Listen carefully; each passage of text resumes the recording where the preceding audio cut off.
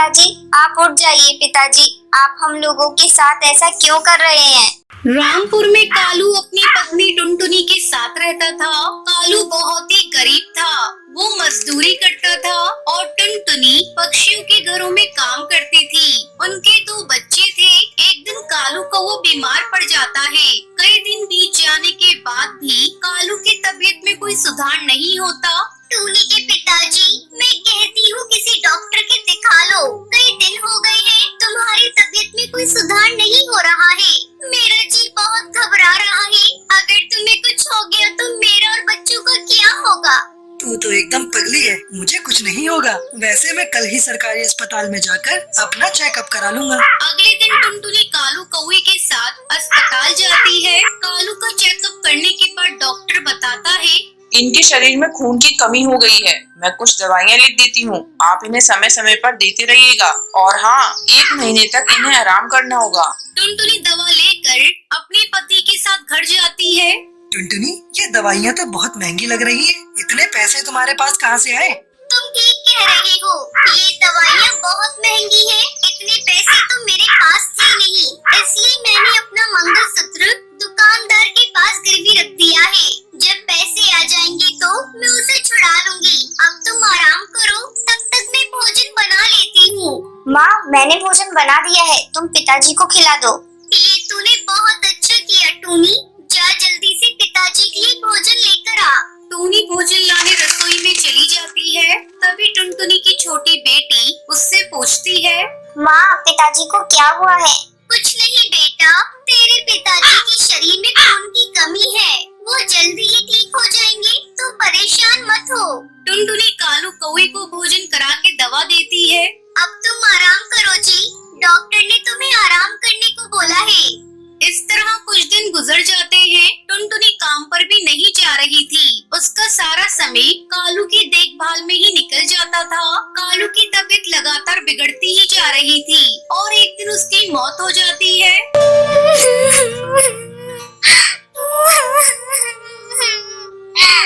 टूनी के पिताजी, आप हम लोगों को छोड़कर क्यों चले गए? मैं अकेली बच्चों की देखभाल कैसे करूँगी?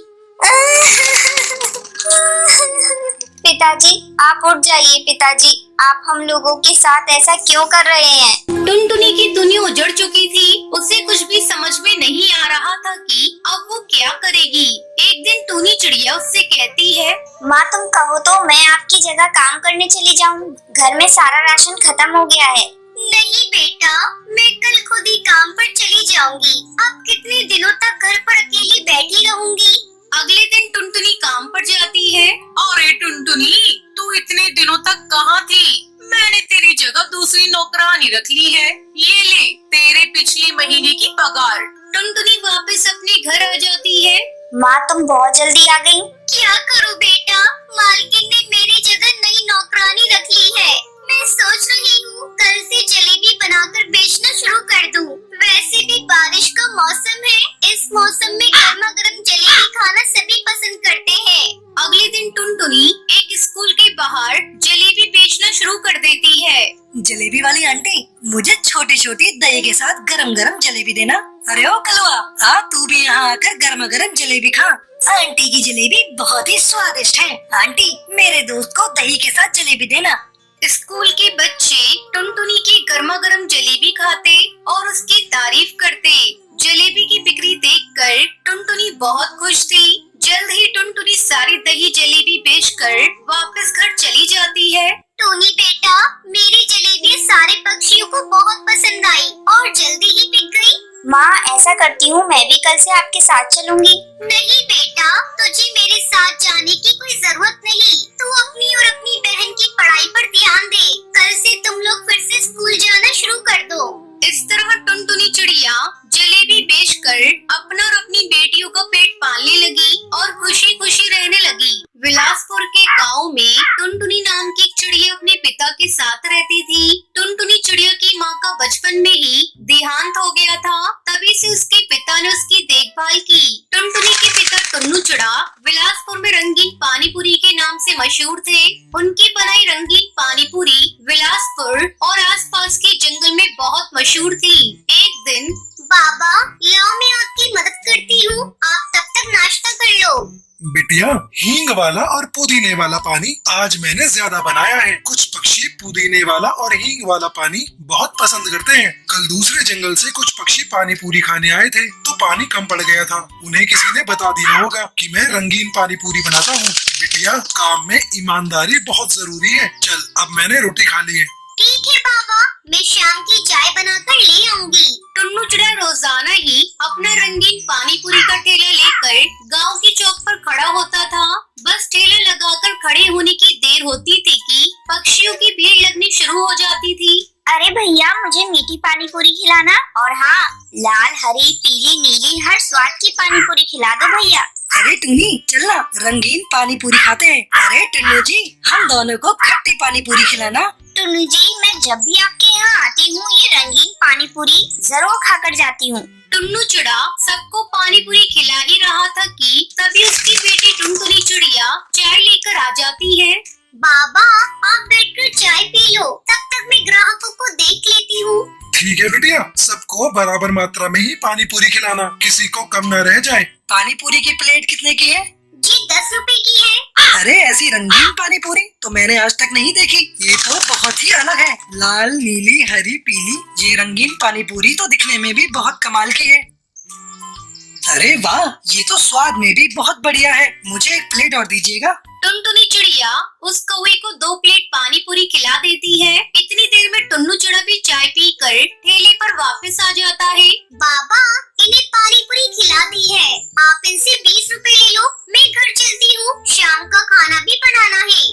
ठीक है बिटिया, तू घर जा और ध्यान से जाना। अच्छा, तो ये पानी पूरी का ठेला आपका है? आपकी रंगीन पानी पूरी बहुत ही स्वादिष्ट है। मेरा तो मन कर रहा है कि मैं रोजाना ही आपके ठेले पर पानी पूरी खाने आऊं। वैसे मैं इस गांव में नया आया हूं। मेरा नाम कालू है। मैं यहाँ पर काम की तलाश में आया हूँ। अगर आपकी नजर में कोई काम है तो मुझे बता दीजिएगा, आपकी बड़ी मेहरबानी होगी। ठीक है कालू बेटा, अगर कोई काम होगा तो मैं तुम्हें जरूर बताऊंगा। अगले दिन कालू कौवा दोबारा टुन्नू चिड़ा के ठेले पर आता है। नमस्ते, आपने कहीं मेरे लिए बात की थी?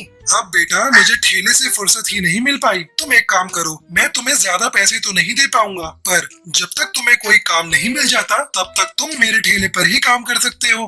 कालू कौवा टुन्नू चिड़ा के ठेले पर काम करने लगता है।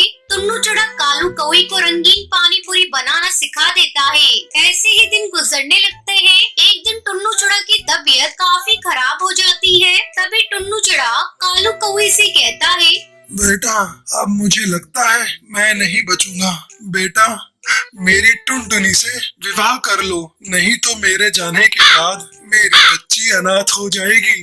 बोलो बेटा, क्या तुम मेरी बेटी टुनटुनी का हाथ थामोगे?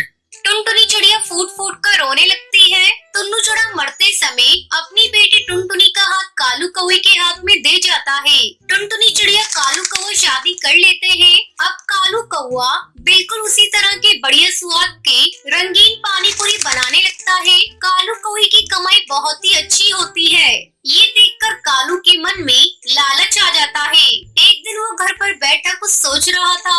क्या हुआ, आप कुछ सोच रहे हो?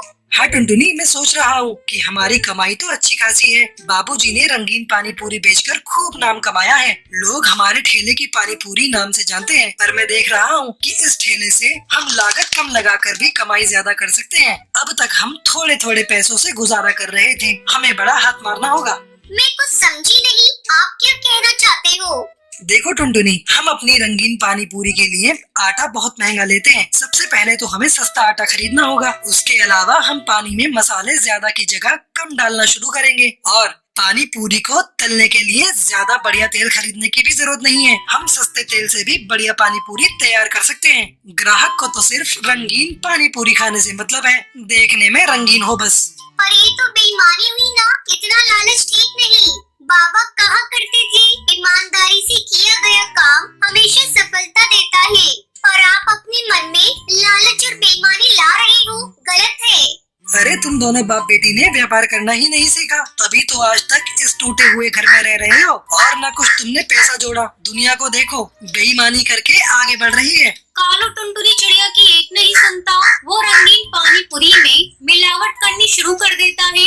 आथू भैया, ये वो पानी पूरी नहीं लग रही है जो हम हमेशा से खाते आए हैं। ये तो बहुत बेस्वादी है। रहने दो भैया और मत दो, सारा मुंह खराब हो गया। कालू कौवे के ठेले पर ग्राहकों ने आना बंद कर दिया था। धीरे धीरे उसकी कमाई होनी बंद हो गई। वो बहुत ही निराश हो गया। कालू को अपनी गलती का एहसास हो गया था कि उसने लालच किया था।